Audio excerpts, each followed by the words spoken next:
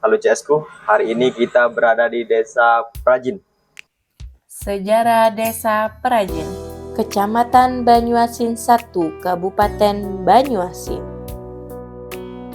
Sekitar di tahun 1700, sebuah keluarga yang dipimpin oleh Sunan Rasyad yang berasal dari keturunan Sungai Rengas, guna untuk meningkatkan tahap kesejahteraan. Sunan Rasyad dan keluarga mengembara menyusuri Sungai Musi. Namun, karena daerah sepanjang Sungai Musi tidak aman, sering terjadi perampokan, maka Sunan Rasyad minta pertolongan kepada Sultan Mahmud Badarudin II untuk meminta perlindungan dalam perjalanan.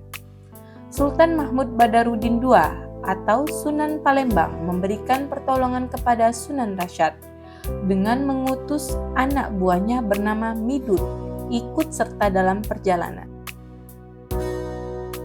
Midun adalah anak buah Sultan Mahmud Badarudin II yang sangat berani, pandai bela diri sehingga Sunan Rasyad dan rombongan terhindar dari gangguan rampok dapat dilenyapkan oleh pendekar Midun dengan 10 orang anggotanya. Sunan Rasyad dan rombongan akhirnya terdampar di suatu daerah di tepian Sungai Musi yang bernama Sungai Rengas. Tepatnya di Selat Balok atau sekarang berada di belakang desa Pematang Palas. Berdasarkan mata angin berada di sebelah timur, maka Sunan Rasyad dan rombongan melakukan kegiatan dalam kehidupan sehari-hari dengan bercocok tanam atau berladang dan berkebun. Hingga bertahun-tahun kemudian berkembang biaklah keluarga ini menjadi besar dan terbentuklah kelompok yang diketahui oleh Midun. Dengan berkembang zaman, pada tahun 1800 sampai 1900 keluarga ini bertambah besar dan menjadi dusun. Kemudian lokasi pun pindah di tepian Sungai Musi sebelah selatan Sungai Rengas dari tempat semula, serta Midun diangkat menjadi Pasirah Dusun Perajin, Marga Sungai Rengas atau Desa Prajin sekarang. Secara harfiah, istilah perajin diambil dari kata masyarakat yang rajin, ulet, tekun dalam membuat suatu jenis ukiran kerajinan kayu khas Sumatera Selatan, seperti lemari, jendela, dinding, dan sebagainya. Ukiran dan pengrajin tersebut masih dapat dijumpai di Desa Prajin dan di kota Palembang.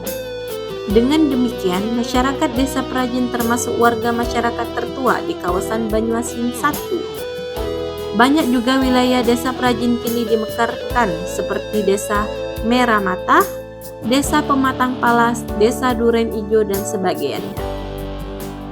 Sedangkan berdasarkan administratif, Desa Prajin termasuk dalam wilayah Kecamatan Banyuasin 1, Kabupaten Banyuasin dengan batas-batas wilayah sebagai berikut. Sebelah utara berbatasan dengan Desa Pematang Palas, sebelah selatan berbatasan dengan Desa Kelurahan Mariana Ilir, sebelah timur berbatasan dengan Desa Duren Ijo, dan sebelah barat berbatasan dengan Desa Merah Mata. Luas wilayah Desa Prajin adalah 1.600 hektar yang terbagi beberapa peruntukan seperti kebun sawit, sawah, pemukiman, fasilitas umum, jalur hijau, tanah kas desa, tanah cadangan, perkantoran, sekolah, dan lain-lain. Selanjutnya, dalam sistem pemerintahan, Desa Prajin dipimpin oleh kepala desa yang membawahi sekretaris desa, kepala urusan, kepala dusun, dan RT. Pemerintahan desa mempunyai fungsi yang sangat berat terhadap pelayanan kepentingan masyarakat, terutama berkaitan hubungannya dengan pemerintahan pada level di atasnya. Secara umum, mata pencaharian penduduk Desa Prajin dapat dibagi dalam beberapa bidang, seperti petani, pedagang, PNS, tukang atau buruh bangunan. Mata pencaharian yang mendominasi adalah di sektor pertanian, ditambah masyarakat non-petani juga ikut. Kadang-kadang bertani di samping pekerjaan pokoknya.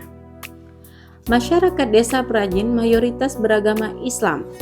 Ini dapat dilihat dari banyaknya masjid ataupun musola dalam kegiatan keagamaan yang rutin berdasarkan kewajiban agama Islam maupun forum-forum pengrajin.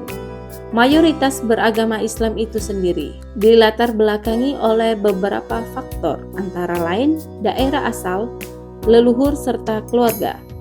Untuk agama lain tidak begitu signifikan, antara lain Kristen, agama Hindu dipeluk terutama masyarakat yang berasal dari Bali. Adapun infrastruktur dan sarana ekonomi, kondisi infrastruktur untuk jalan terdiri dari jalan menjadi sarana utama dalam transportasi masyarakat. Di samping itu ada juga sungai. Sungai ini kegunaan utamanya hanya untuk irigasi, keperluan rumah tangga sesuai dengan kondisi wilayah pasang surut. Jembatan sebagai penghubung sungai-sungai tersebut cukup banyak dari jembatan beton, kayu, dan bambu. Komoditas hasil bumi sesuai latar belakang masyarakat desa perajin adalah petani dan juga dukungan keadaan alam yang cocok untuk komoditas hasil bumi. Sangat mempengaruhi kehidupan masyarakat. Dengan hasil bumi ini menjadi andalan masyarakat untuk terus berkembang, baik sebagai individu maupun hubungannya dalam kehidupan masyarakat. Dari hasil bumi ini bisa dikategorikan hasil dari tanaman keras, musiman, dan sayuran. Jenis hasil komoditi desa perajin adalah tanaman keras, sawit, kelapa, penangkaran bibit karet, tanaman musiman, padi, ubi, dan lain-lain. Sayuran khusus untuk penangkaran karet ini menjadi andalan untuk sebagian masyarakat desa perajin. Demikianlah pembahasan kita mengenai desa perajin. Jika ada yang kurang, mohon untuk ditambahi di kolom komentar. Mengingat sumber informasi yang kami peroleh terbatas, jangan lupa subscribe channel YouTube CS Ariza, kunjungi Facebook CS Ariza, follow TikTok CS Ariza, ikuti Instagram CS Ariza.